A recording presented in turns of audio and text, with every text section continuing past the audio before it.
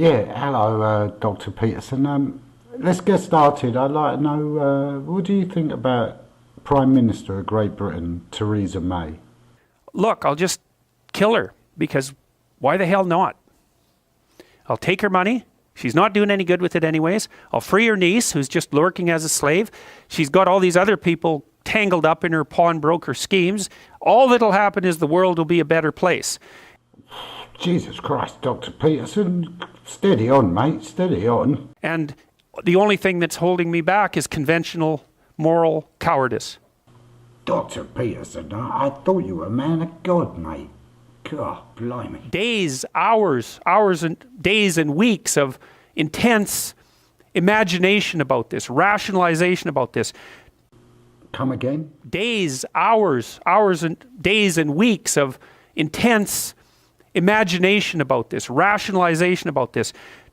Yeah, I got it. So what does that mean psychologically speaking? Is there a word for that kind of stuff that you're feeling there, Dr. Peterson? An arbitrary sense of indoctrinated morality. An arbitrary sense of indoctrinated morality. That's right. Okay, I got it. Yeah, right. Okay, I'll remember that. Shall we press on a bit, Dr. Peterson? I feel a bit uncomfortable talking about this, if you don't mind, man. Because things don't necessarily turn out the way that you want. Too fucking true, Dr. Peterson. Too fucking true. Ugh. If there's no God, so if there's no higher value, let's say, if there's no transcendent value, then you can do whatever you want. Hey, whatever I want. Whatever you want. What, really? So could I dress up like a fucking rabbit and like opt down to Tesco's and like fucking buy a fucking huge loaf of bread made of pure bloody gold? Whatever you want. Well, fucking hell, that's pretty good to bloody hear, actually. Nice one. Cool. What the hell is irrational about me getting exactly what I want from every one of you whenever I want it at every possible second? Why is that irrational? Well, don't ask me, mate. I'm just a fucking geezer on the bloody internet. How am I fucking supposed to know? And us cooperating so we can both have a good time of it. I don't understand that. You don't understand that? I don't understand that? Fucking hell, we both don't understand that. Maybe no one understands that. Maybe there's nothing to fucking understand. What you got to say about that, eh? Fucking Dr. Jordan, Mr. Peterson, sir? I mean, it's as if the psychopathic tendency is irrational. There's nothing irrational about it. Oi, there's no need to get bloody personal about it, is there? I'm not getting fucking personal about it. Leave it out, will you? Get on with it. It's pure naked self-interest. How is that irrational? I don't understand that. Where's the pathway from rationality to an egalitarian virtue? It's over there, to the left of the swimming pool, by the giant fucking penguin. Where do you think it is? Why the hell not every man for himself? Or woman, Dr. Peterson, or woman. And the devil take the hindmost. If you like. It's a perfectly coherent philosophy. Well, it may seem like that to you, but I'm having a hell of a fucking job getting my head wrapped round it. What the fuck are we talking about? You don't get it. The ethic that you think is normative is a consequence of its nesting inside this tremendously lengthy history, much of which was expressed in mythological formulation. You wipe that out. Yeah, kind of like ants, kind of like wiping out ants, or like bacteria, kind of wiping out bacteria, or like fucking Germans, like that, like kind of wiping them out like that, yeah? You don't get to keep all the presuppositions and just assume that they're rationally axiomatic. No, hang on a minute. I like my fucking presuppositions. I like them. I'm going to keep them. Fuck you, man. To make a rational argument, you have to start with an initial proposition. Yeah, I got it. Like, oh fuck, I can't fucking say it. All budgies are blue. A bit like that, yeah, right. Well, the proposition cool. that underlies Western culture is that there's a transcendent morality. Now, you could say that's a transcendent morality instantiated in the figure of God. Not all budgies are blue, no.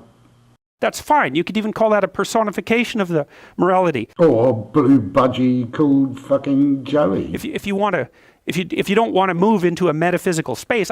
Or into a metaphysical cage, as it were. I'm not arguing for the existence of God. Fair enough, and I'm not arguing for the existence of fucking blue budgies called fucking Joey, am I? I'm arguing that the ethic that drives our culture is predicated on the idea of God. Okay, and I guess I'm arguing that the idea of our culture is predicated on the basis of a fucking blue budgie called Joey in a metaphysical cage. And that you can't just take that idea away and expect the thing to remain intact. No, because if you open the fucking cage, it'll fly away, won't it? That's fucking science, that is. That's science. Mid-air without any foundational support. Now, you don't have to buy that, but if you're interested in the idea, then you can read Nietzsche. Nietzsche? I didn't know he was into birds. Because that's what he was trying to sort out. And it wasn't only Nietzsche who came to that conclusion. Nietzsche or nature? Nature or Nietzsche? That's the question. That is the fucking question, isn't it? It was many people have come to that conclusion. Just like me and you, eh, Jordan? Yeah, Dr. Peterson. We've come to the same fucking conclusion as everybody else has come to, which is there's Nietzsche and there's nature and there's budgie and there's God. You could put Marx in that category. You could put Freud in that category partly. But after that, the list starts to get a lot thinner, you know. Well, there's me and there's like you, that's another two. And I didn't know Marx fancied birds. Well, I knew he liked his women a bit, but I didn't know he liked fucking budgies. Would they go, up the workers, up the workers? Well, so then the question might be, what's at the bottom of the idea of a transcendent value? You sure you want to go there? What's at the bottom of the metaphysical fucking parrot's cage? I'm not sure I want to go there, man. You're going to rationalise your bloody way out of this one. I wanted to approach that staying out of the metaphysical domain as much as possible. Good advice, good advice. But there's things about this that aren't the least bit amusing. And the thing that's not amusing is, well, what, if anything, is our culture predicated on? I'll hazard a guess. Trill? Cuttlefish? I don't know. Okay, so what happened? Well, Nietzsche and Dostoevsky put forth this set of propositions. And out of Dostoevsky's line of thinking, to some degree, grew Solzhenitsyn. Wait a minute. So you got like Dostoevsky and you've got Nietzsche, and they kind of get together, and out of them grows Solzhenitsyn. Like a fucking tree, like a bush or something. He grows out of them. How is that? How the fuck is that? But nobody knows. It's a mystery to everyone. Fucking right, it's a mystery to me too. Better off staying that way if you ask me, Dr. Peterson. Better off staying that way, eh? When I talk about what happened in the Soviet Union, and that's absolutely appalling, and that's to say nothing about what happened in China, which was equally horrible. My God, what these fucking intellectuals get up to on their holidays. Beggars bloody belief, honestly.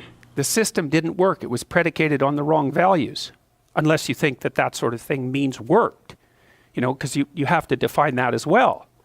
But it collapsed under its own weight. This one's hard to imagine. Collapsed under its own weight. So who was on top? Nietzsche or Dostoevsky? Man, this conversation's getting weirder and weirder.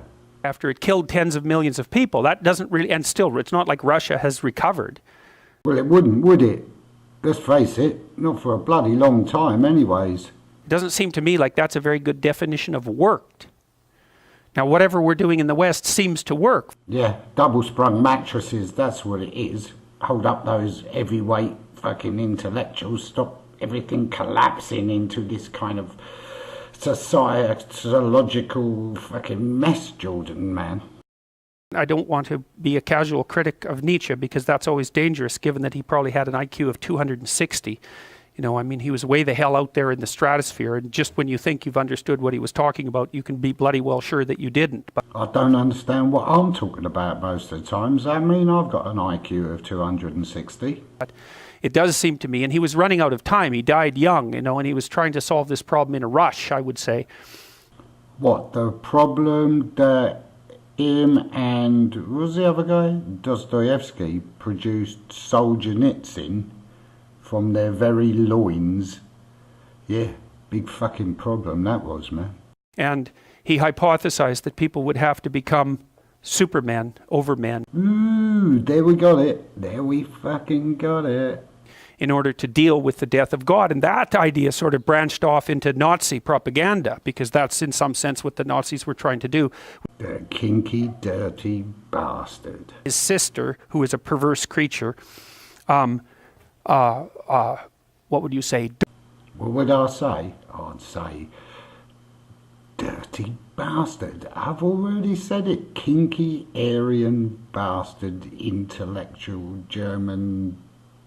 What stops you from inflating yourself into something like a demigod and just pronouncing what the values are going to be?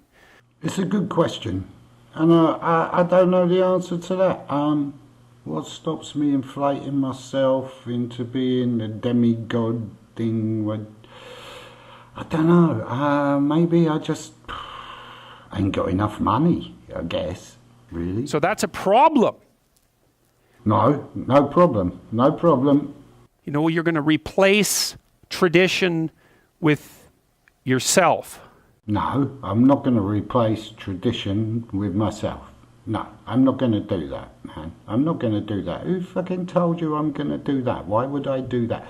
Maybe you're going to do that. It's more likely you're going to do that than I'm going to do that. There's dangers in that, because there's nothing to keep you humble. Well, hold on. I'm humble. I'm very humble. I'm fucking so bloody humble. You know, ain't you noticed? I'm humble. Don't talk to me like that, man. I'm humble. No reason for you to be like this. That's the most appropriate objection. There's nothing to keep you humble. And those things can spiral out of control very rapidly. And they did, say, in the case of Hitler. Oh, I see. So now I'm bloody Hitler, am I? Jesus, bloody hell. It's easy to blame what happened in Germany on Hitler, but that's a big mistake, because it was a dialogue between Hitler and the German people, right? Hitler didn't create himself. It was co-creation. What, like fucking, what's his name? Like Solzhenitsyn? Was Hitler created? Who was he created by? Like Hegel and fucking Schopenhauer or something? Did they grow him like a tree? Did they, eh? Did they? He said things, people listened and told him back what to say. And then he said them and they listened and they told him back what to say. And it looped until he was the mouthpiece of their darkest desires. Come again there? He said things, people listened and told him back what to say. And then he said them and they listened and they told him back what to say. What did you say? He said things, people listened and told him back what to say. And then he said them and they listened and they told him back what to say. Nah, I didn't quite catch that. He said things, people listened and told him back what to say. And then he said them and they listened and they told him back what to say. You know, when a leader gives articulation to the imagination of the population. A leader gives articulation to the imagination of a population. The leader gives articulation to the imagination of the population. That's what a leader does. What does a leader do again? A leader gives articulation to the imagination of the population. Yep, that's the one. Anyway, it's been lovely talking to you, and got to go now. Got to get me rabbit suit on, up down to Tesco's, buy me trill and me cuttlefish to feed to the blue budgie called Joey, who lives in a metaphysical, transcendental cage. Otherwise he might muscle up the bars and turn into Hitler and fucking kill me. So, I hope we can do this again. Take care, and I'll leave the last word to you. Take it away. Is just to think about how goddamn arbitrary the universe really is.